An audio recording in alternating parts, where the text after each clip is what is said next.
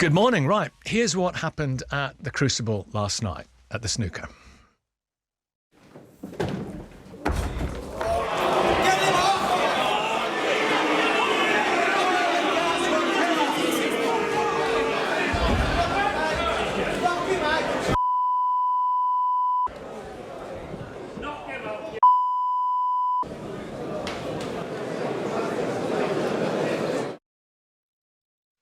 Yeah, orange powder all over the green bays. Hoover's cleaned up the mess, but then there is the mess we have made of the planet. We want your thoughts on this. Get in touch. Described as eco-fanatics. Was it hugely inappropriate, counterproductive, self-indulgent, puerile? Snooker is way down the list of carbon spewing sports, for goodness sake. Have Just Stop Oil. Have they screwed up? Give us a break. Give it a rest. But, maybe those eco-zealots, some might argue, can take a slow train, certainly not a plane, to Beijing and do some protesting there where the real carbon emissions are happening. I hear that argument a lot. A statement from Just Stop Oil, worth reading that to you again. New oil and gas will snooker us. Climate change is indeed not a problem we can merrily just brush away. Mass migration, mass famine, mass extinction. Will they say one day in the future, when things are really dire? What a shame that match between Rob Milkins and Joe Perry was interrupted.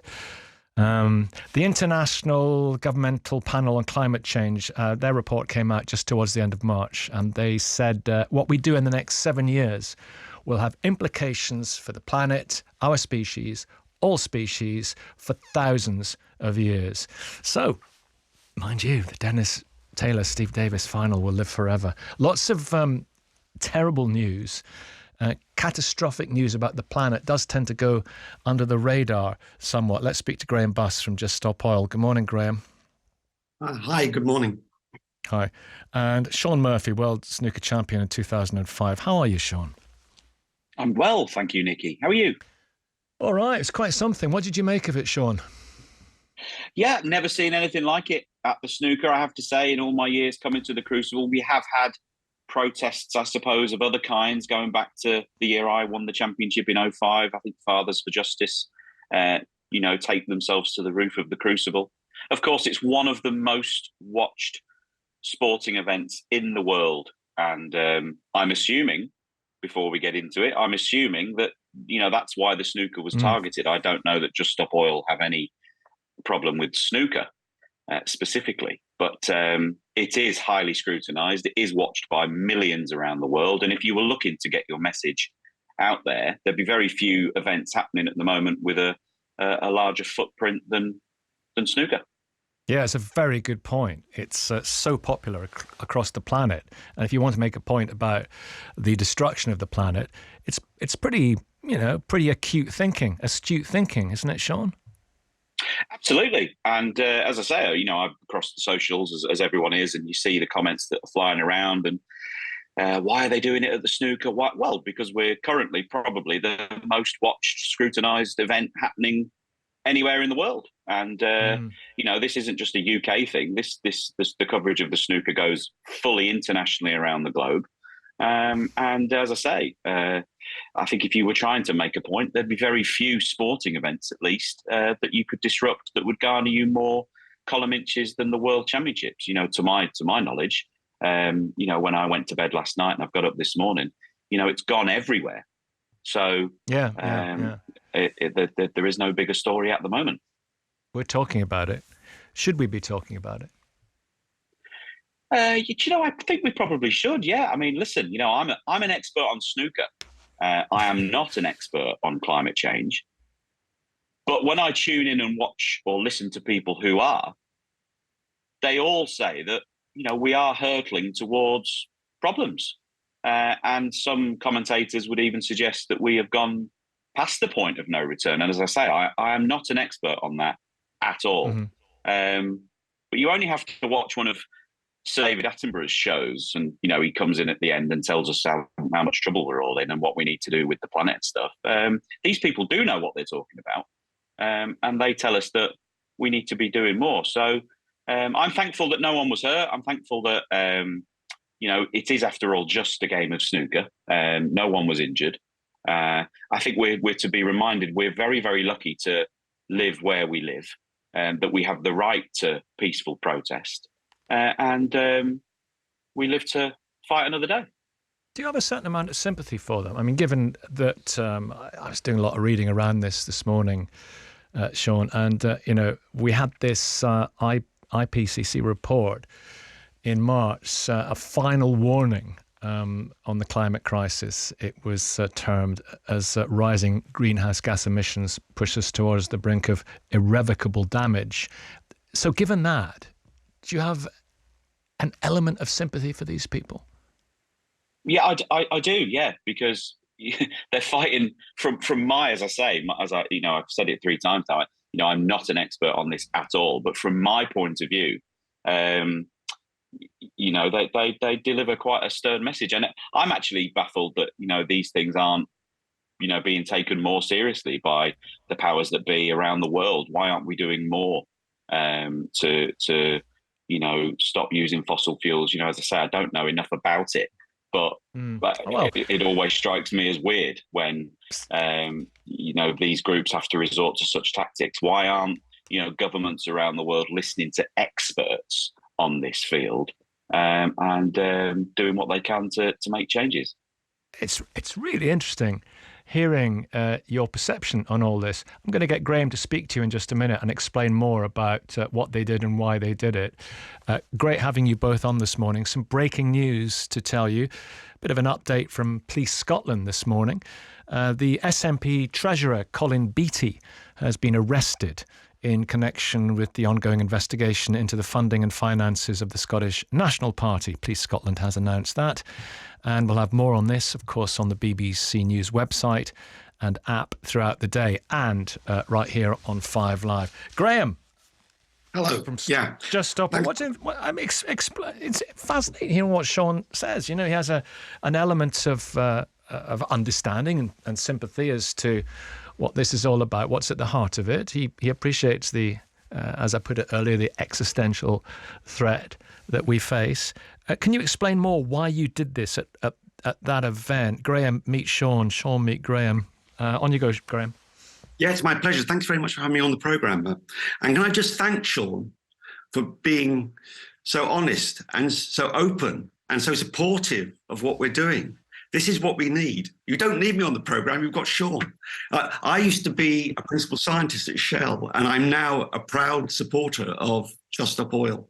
And our demand is so simple, so common sense, and yet our government is not implementing it. All the science says no new oil and gas, and our government isn't doing it. And when they do, we'll stop. It's simple as that. Yeah, Sean, you're getting some plaudits from Just Stop Oil. Who'd have thought? Yeah, well, I suppose it's lucky that I'm here. I'm not sure the table fitters at the Crucible Theatre would have been so generous, who were working late into the night and this morning recovering that table, and in fact both tables to keep parity for the competitors in the tournament. And had I have been one of the players in the arena, when somebody jumped over the sponsorship boarding and mounted the table, I might not have been so placid either. But I think you have to look at what the message actually is, don't you? And as I say, Grahame, I suppose my from a snooker point of view, I'm not sure that there's any actual disagreement or anything with snooker. I'm sure you're just using this as a platform. Would that be correct? I think that's fair, yes. What we have to recognise is that there is no non-disruptive future.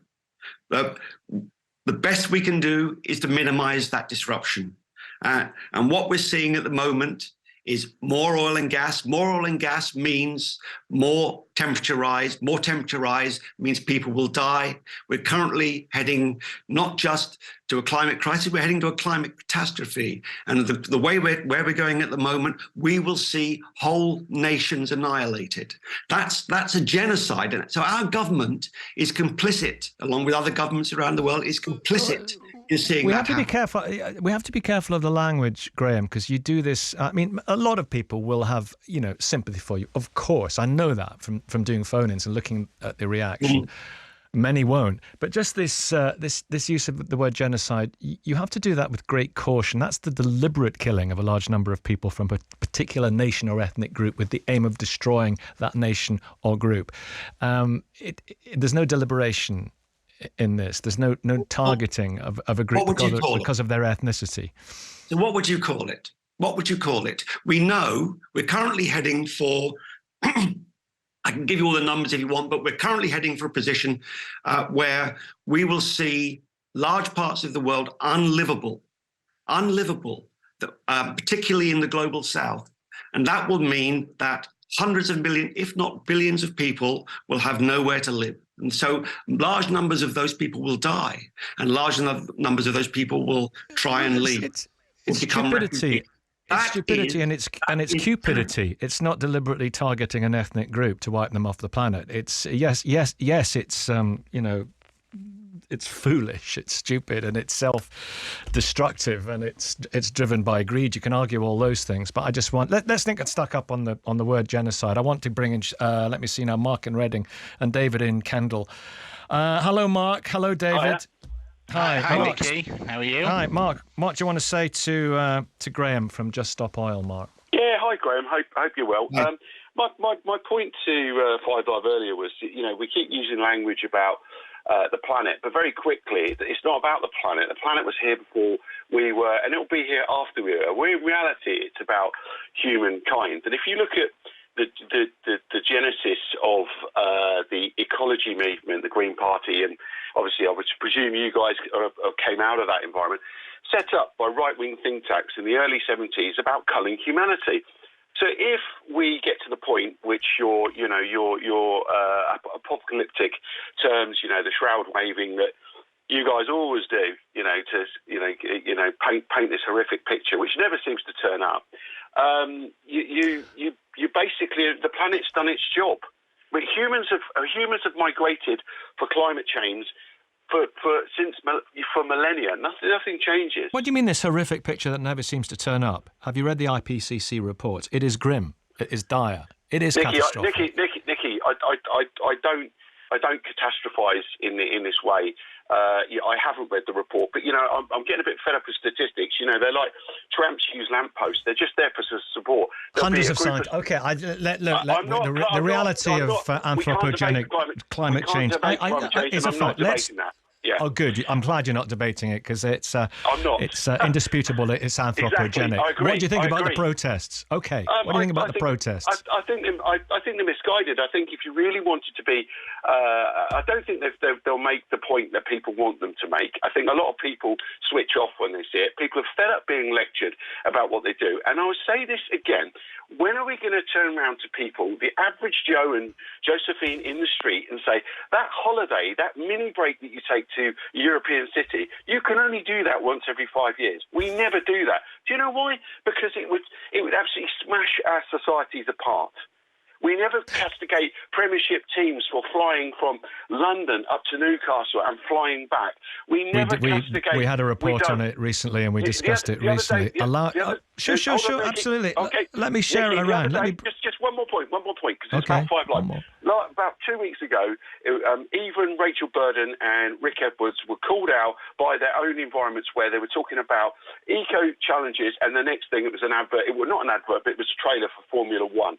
The stuff is interlinked. Either be serious about it or stop talking cant. Okay, I agree. Formula we need One. to be serious about it. I know we are, and let's bring David in Kendal to be serious about it. Formula One would argue they're making great strides. Sorry for the rant. Of course, they're not here to. So listen, have a rant anytime. Have a rant about Nicky. cant. Hi, Nicky. How do I follow that? Right, David. Yeah, how do I follow that? Now, I manage singers and we organise events. And the problem that we are having, we cannot now get insurance unless we have full security at events. And the problem comes because obviously when I started doing this, 10 or 15 years ago, all we had to worry about was the venue and selling tickets. And all that happens when you get this type of disruptive protest is that the prices have to go up because you've got to keep increasing the security that you have to have at the events. I mean, I can see it in 5 years' time that we'll have airport-style screening as people go into theatres. Is that what we really want as a nation? I don't know. Is that what we need, Grahame? Well, it's not correct to say that all that happens is that the prices go up. All that happens is that we increase the awareness of the climate crisis. That's absolutely all that happens. No. Hang on, let me make my point, please. All that happens is that all the political parties, apart from the Conservative Party, have recognised the need to have no new oil and gas projects. That's all that happens. And the only problem is that our current government, and we have to do it now because time is running out, they are not listening. And that's why we're engaging in these disruptive actions. What does listening mean? They need to make the changes. They know what the science says, but they're not listening to it, are they? If they were listening... Can I just come in there, Grahame? What do you say to people who are going about their legally lawful activities, like going to an event or going to a concert or whatever, that you're disrupting? It just, you know, if an event was illegal, then it's different. But what you're actually doing is turning everybody against you. That's absolutely not true. The majority of people in this country support much more rigorous action on climate change, and the majority actually support our key demand. Even political parties do. And you talk about they might support what you're trying to achieve, but they don't support the methods, and it's really unfair. It's really unfair on the public. I'm glad you mentioned that, because we also would rather that we had a discussion about the issues and not about the methods. But we're not having that discussion, are we? Government is attempting to silence us by putting us in jail. If you disrupt events, you're not going to get the message across because people just switch off. And let me tell you, that's what happens. I've spent a long time in this area, and I have seen over the last 30 years almost no improvement at all. In fact, it's got much, much worse. All those quiet, private communications, all that voting has made no difference. We now have no option other than non-violent civil resistance. And Alan in Blackpool, Matt in Luton. So you're going to do much, much more of this, aren't you? At many more events, many more venues. We've only just begun, because governments aren't going to suddenly change their mind and do what you do and think along the lines that you're thinking. Yes. Grahame, tell us the truth. This is going to be far more commonplace, isn't it? Of course it is. Of course it is. The sporting venues, will you be targeting more? Yeah, but snooker's a soft target. There isn't the security. You can walk around, you can brush shoulders with, Jimmy White at these events. There's something wonderful about that. But there are going to be more sporting events that you're targeting, aren't there? Of course. We're not saying just to come in Sean from a Murphy. Point of view. Sean Murphy. Wait a minute, everyone. Sean Murphy. I'll be right with you, Alan and Matt as well. Yeah, Sean Murphy. With my snooker hat on, for a moment. It's very interesting listening to all of this. Absolutely, but from a snooker's point of view, what you just said there, Nicky, is absolutely true. Snooker is a soft target, and I would hate, although I see it as an inevitability now, that I would hate for the relationship between the fans who come to watch our events around the world and the sport itself may change just that little bit now, because I've been saying for a long, long time that our security protocols and access is too weak, and I'd be very, very surprised if the protocols that were in place at the Crucible yesterday are in place today. One of the lovely things about the Crucible is they say the crowd on the front row can literally reach out and touch the players or the table in play. Well, yesterday we saw it enacted in real life, and of course, Just Stop Oil have got their campaign and they've got their reasons behind it. Other people and other organisations aren't. I use the word peacefully protesting, tentatively, because you could argue that yesterday's protest wasn't that peaceful at all. But I would hate to see, although as I say, it's inevitable now, that the relationship between the crowd who come to watch the snooker, they enjoy it, and their access in relationship with the game, being allowed to be so close to the action, will inevitably change. And I think that's a real shame. As I say, it's important I make my position clear. I'm not here coming on raging war against Just Stop Oil, not at all. But I do wish it hadn't happened at the snooker, because ultimately, snooker has no connection. Well, we wish it had. Yes, no, I appreciate wait a minute. Sean, they have to make a noise. They have to get attention. They have to get us thinking. That's their argument. Where should it happen? Yes, no, I completely get that, and I completely understand. I suppose my question to you, Grahame, what I don't understand is, and I never understand it about these issues.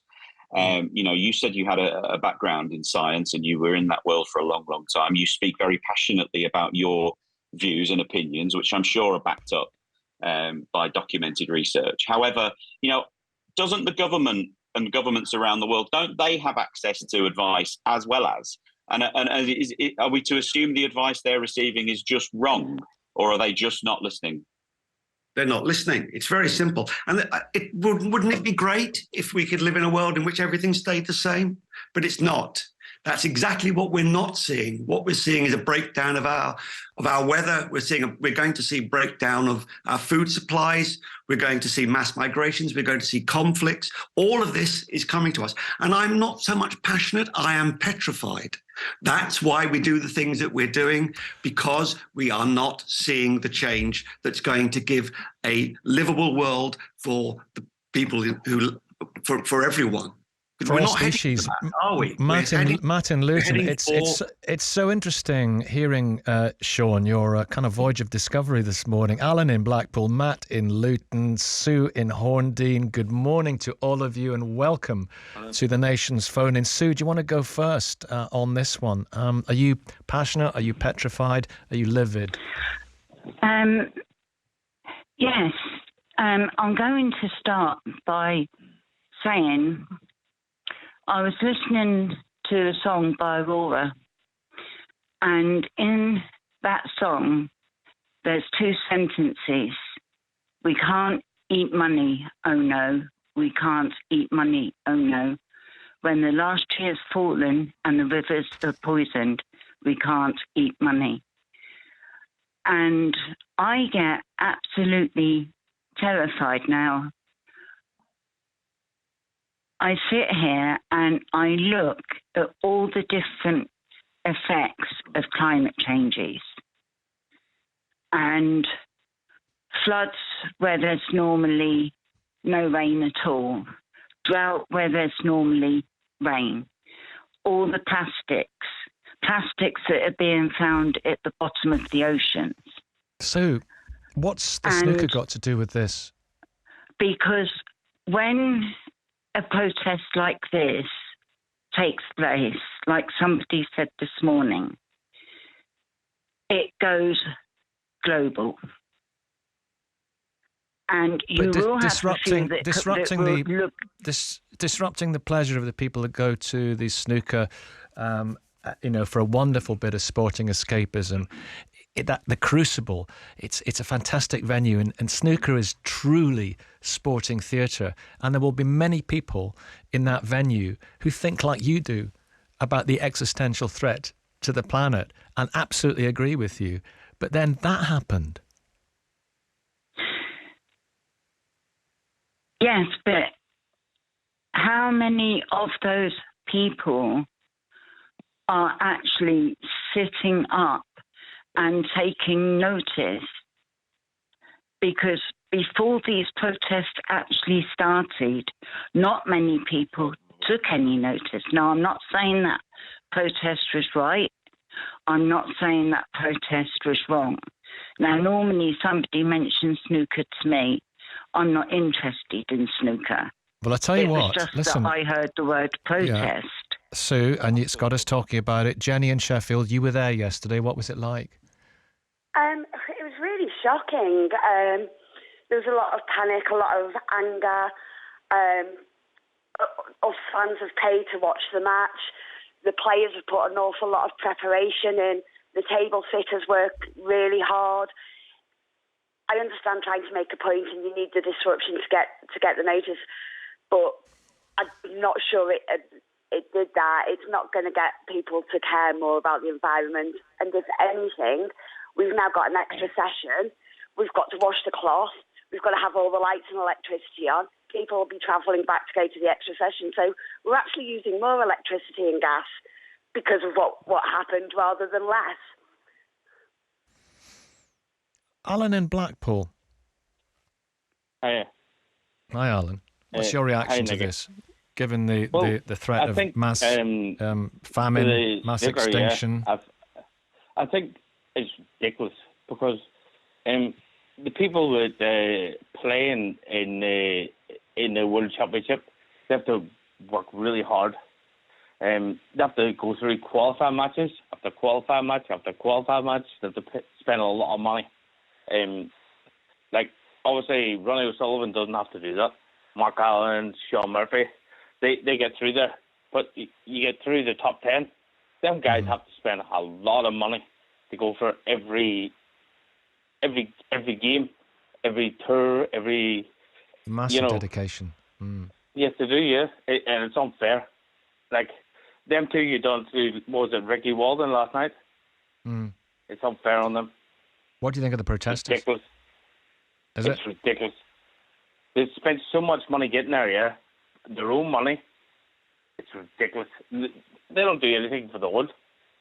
I mean, what does Mark Allen and that Teddy's kid do for the hood? They don't do anything for the hood. It's ridiculous. I mean, I don't know what to do. I don't know what they've done to harm the people with the hood. They've done nothing. Them Snooker players work nothing but hard, and they train nothing but hard. Train 5, 6, 7, 8 hours a day, and what about the bigger picture? Do you understand the bigger picture about the threat we all face, and the fact that we're now talking about that threat? Yeah, I do. Yeah, and yes, they have to fly to Australia, and they have to fly to China, and they have to fly to, but that costs all their money. You know what I mean? For them to be in the top 16 in the world. Let's talk about the bigger threat. Matt in Luton, what's your reaction to what happened? Yeah, I must admit I sympathise with the protesters.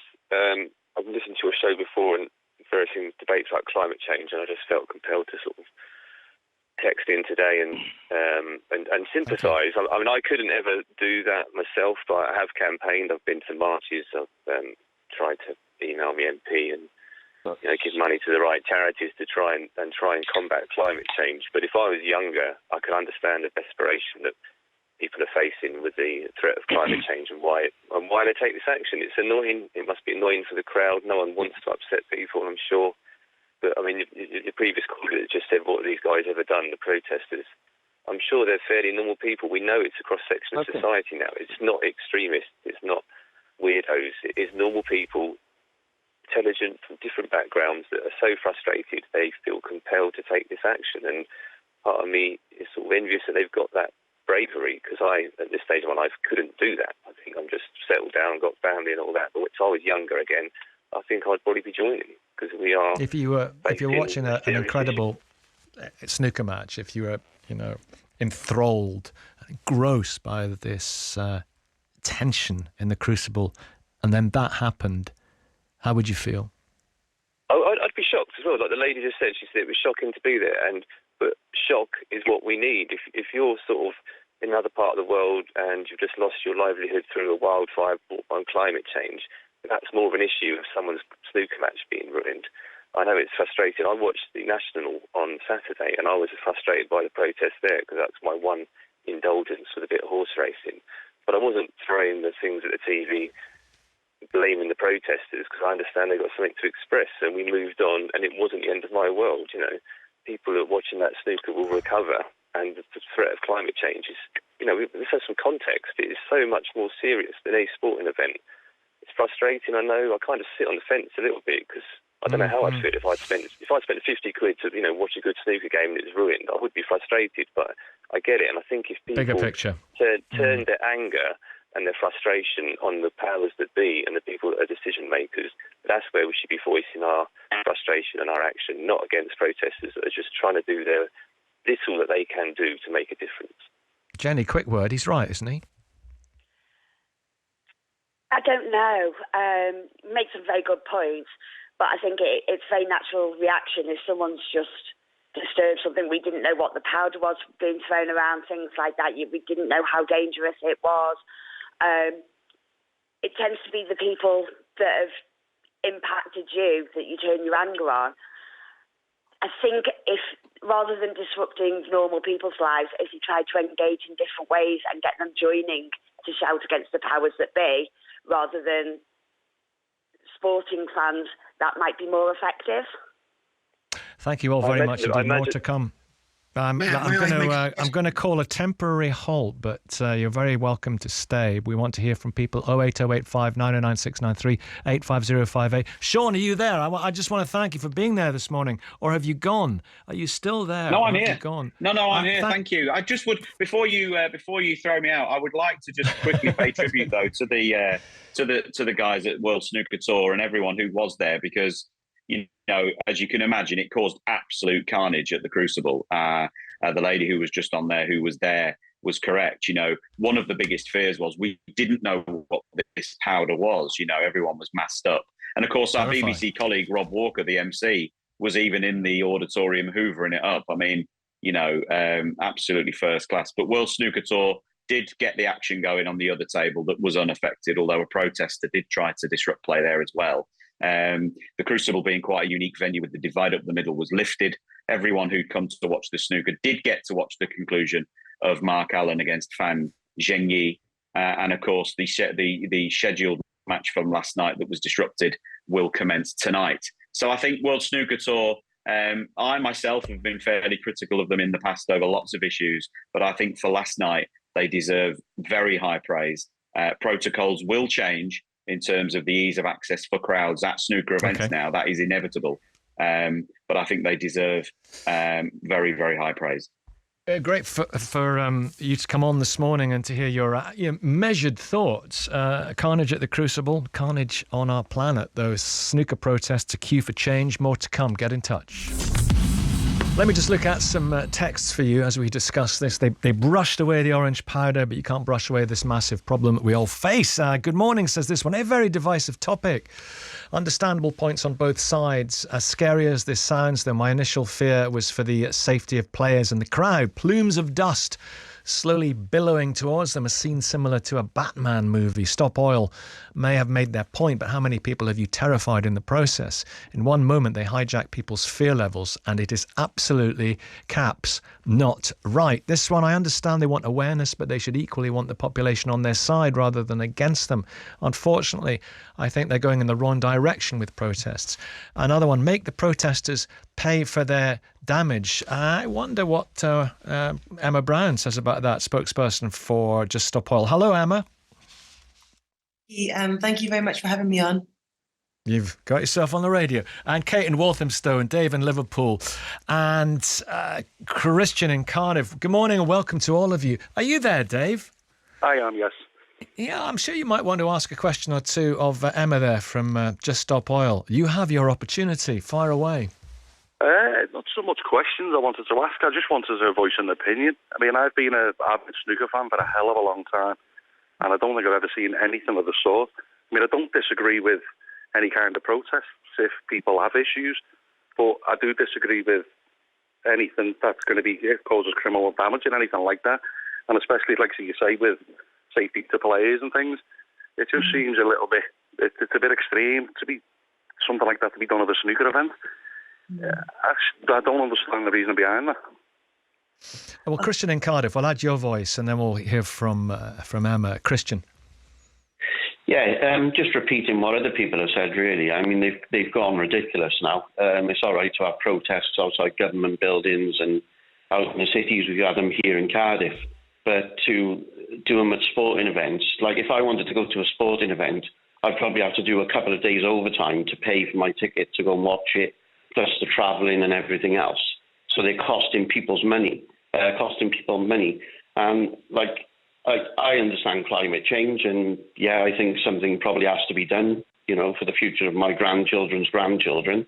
I think that's how far down the line we're looking. But this is not the way to do it. Emma. Mm-hmm. Thank you so much, Dave and Christian, for your questions or your comments. I do understand that it is incredibly frustrating, and being disrupted or having something you enjoy being disrupted is shocking, and it's not like we want to be disrupting people, it's not like we want to be stopping people's enjoyment of the game, but unfortunately, I don't think that some paint is extreme. I think what's extreme is the fact that, you were talking earlier on your program, I think you're going to go into it about pregnancy and race. Well, the climate crisis is racist. We're predicting potentially this summer reaching wet bulb temperatures, which means that the humidity is so extreme along with the temperature that it's impossible for human beings to survive outside. That's going to happen in parts of the world that have done the least to cause this problem. And our government are pushing ahead with more oil and gas. That's an act of genocide. And so that's why we're taking these kind of actions that could be seen as extreme, but actually they're non-violent. They're just a spectacle. And it's in order to get the attention, because unfortunately that's the way our media works. We have to do these actions to get the attention. And then I encourage, we need a diversity of tactics, right?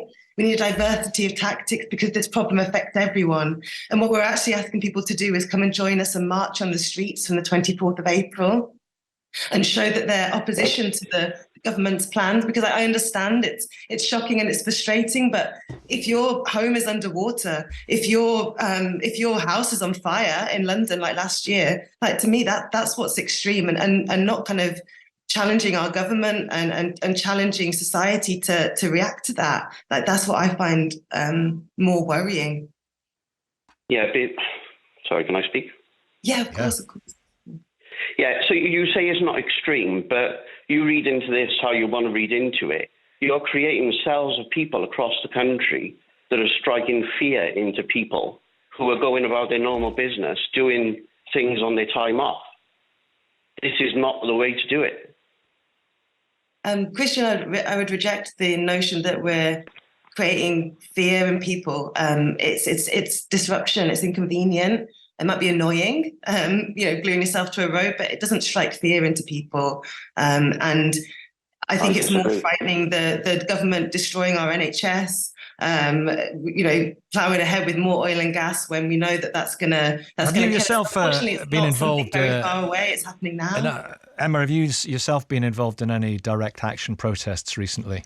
Yeah, I was. I've been, because it seems bizarre, doesn't it? Targeting, the Grand National. I know that wasn't us, but or sporting events. But we did actually blockade oil and gas terminals and cost, these companies, which are making billions of profits out of us, whilst fueling climate breakdown. We did go and occupy them for 2 weeks in April last year and caused lots of material disruption, cost them a lot of money, but it didn't make any news. And if you do a protest, if you do an action that doesn't make any impact in society, that doesn't get any conversation started, and it's just ignored, then there's no point doing it. So that's going to carry on doing this. As we heard earlier on from Grahame from your organisation, that there's going to be much more of this now, isn't there? Yeah, we're going to be marching on the streets from the 24th. We're going to be doing slow marches, which are disruptive, but they're not illegal because we, at the moment, still, even with the crime and policing bill, have the right to protest down the streets. So we're going to be doing that week after week after week, because we've learned that attrition is really the only thing that works in putting pressure on the government. And you have to bear in mind, we're up against people with a lot of power.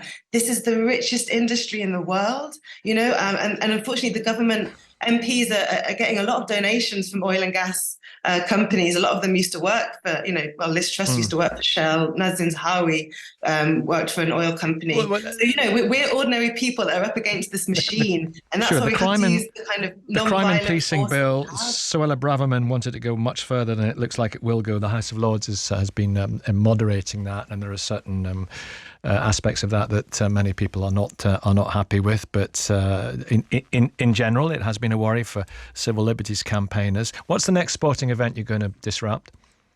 Oh, I don't actually know. You must have planned it. You must sit around the table. Personally, and especially if the police are listening. But no, there will be you're at other the top actions table. ongoing. You do know, don't you? Me? No. I don't know. No, that. See, if you're making protests throughout cities and in the streets, that's fair enough. But going into buildings and making these protests and into, into fields where maybe sporting events are being held and things like that it's just not the way to go. And you say about disrupting the oil refineries or whatever, and you're saying this didn't make the news or whatever, and it's cost them millions of pounds. But where's that cost going to? It's going to us, the public. Just protest outside government buildings and against the government, not against ordinary people. Emma, I want to bring in Maria in Coventry and also Kate in Walthamstow. Kate, you've been waiting for ages. Maria, hello to you. You're very welcome. Thank you for coming on this morning. Hi. Kate, are they right, Kate, to do this? Yes, I mean, I absolutely agree with some of the comments that have been made by earlier callers that this is an act of desperation, but the people who have been on the phone, who've understood, who've shown that they do understood the gravity of the climate crisis, have also shown that they understand that ridiculous spectacles is what we need to do to get the conversation going. Right now, 5 Live's dedicating this chunk of time to discussing the issue, which means that it's raising the agenda and it's raising awareness. And yeah, it may seem unrelated to snooker, it may seem unrelated to any other sporting events, but this is about showing that the climate crisis is going to destroy everything we love. We need to understand that the people who are doing this out of desperation and at great personal risk, because, the protester last night will have been arrested and he'll be probably charged with criminal damage and all of the things that comes with. I think people who are on the programme complaining that it's ridiculous and that it's not fair need to think about what is it that's driving that man to do something that looks so extreme. And there was a person, one of the speakers a moment ago said that he thinks it might disrupt his grandchildren or their grandchildren. He thinks it's that far down the line. That's just completely wrong. This is an immediate issue that's happening right now. Emma's made the point that we had wildfires in London last year. A third of Pakistan was underwater for large parts of last year. And we are, we're having more and more extreme weather events everywhere. It's not going to be long until that produces mass food shortages, even more than the ones we've already seen a bit in Europe this year. So, it looks ridiculous, but I think it's just really necessary at the moment because the government's doing the opposite of what the scientists have been telling them for decades to do. Maria? Can I weigh in here? Yeah. Hi. Right, I completely understand what the environmentalists are trying to do, but let's not forget, we have literally just had a worldwide pandemic. So the world has been on its knees. The whole world is trying to recover from a worldwide pandemic. So, the world is in crisis. And yes, the environment is hugely at the top of the list. But we need to recover. We had to keep the world going when nobody could work, when we couldn't go outside. And, us as a country, we are doing things. But us as a country are very small in comparison to the rest of the world. So we can't expect the government, our tiny country, which are doing things to implement, by 2050, I think it is, we don't want to have any cars anymore that have petrol or gasoline. It's all going to be electric cars from memory. We are implementing things, but things will take time. And we need to try and recoup the money back that the government spent keeping the country up while it was going through the pandemic. That is not something that's going to happen in the next year, 2 years, 5 years, 10 years. We can't expect it to happen this fast, no matter what, people say. So unless you have a solution to the problem that you're raising, you cannot think that it can happen this fast at all. You can't. It's interesting you say it can't happen this fast, because I think what it's important to make clear is that Just Stop Oil's demand is not to turn off the pipes and not to turn off the oil fields overnight. It's just to stop licensing new exploration and development. Now, the licenses that the government's granting this year, it's going to take 10 to 15 years for those to actually start producing any oil and gas.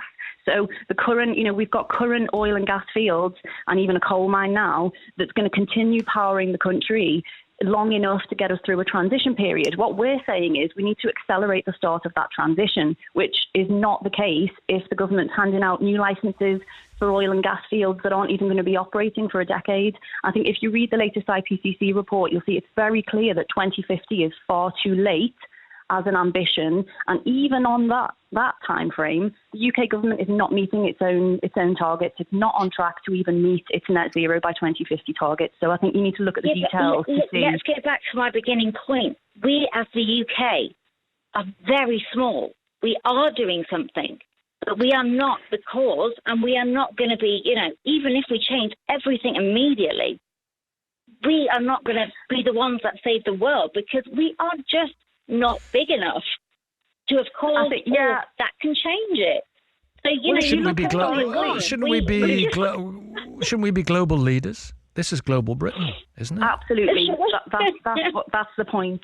We were global leaders at the beginning of the Industrial Revolution, right? So we were one of the countries that kicked off this whole, reliance on fossil fuels and the fossil fueled economy. And if you look at historical emissions, the UK has a huge contribution, much bigger than represents the size. And, the other thing that it could be complicated to get into, but the way that emissions are calculated are not truly representative, because a lot of the manufacturing that used to take place in the UK now takes place in China. So when people say, oh, go and protest in China, well, we're paying China to produce things for us, so therefore we're not counting those emissions. It's actually more complicated than just the UK is a small country and we're doing our best.